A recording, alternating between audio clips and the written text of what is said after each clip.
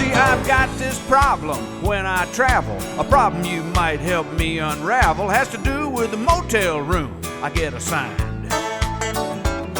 No matter what kind of motel it is, it can be the El Cheapo or the Ritz, I always know which room is gonna be mine.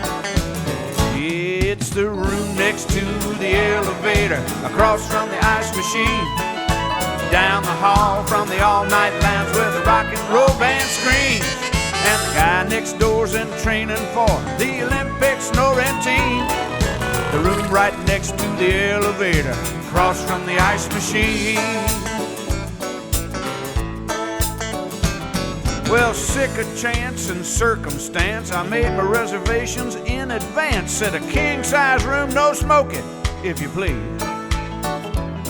Yeah, I don't need a view and I don't need a phone, I just need a little room where I can be left alone. So I checked in, and guess where they took me? Right to that room next to the elevator, across from the ice machine, just down the hall from the all-night lounge where the rock and roll band screams, and that guy next door's in training for the Olympic snoring team.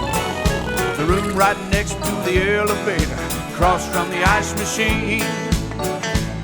Well, I tossed and turned for hours, my covers were a wadded heap, and finally I called up the front desk, said I just gotta get some sleep.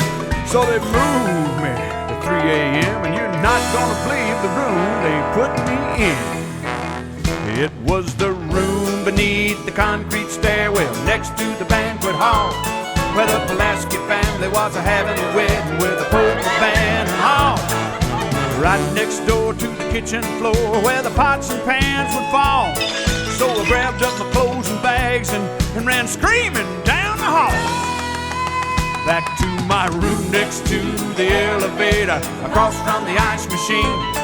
Yeah, down the hall from the all-night lounge where the rock and roll band screams, and the guy next door's in training for the Olympic snoring team.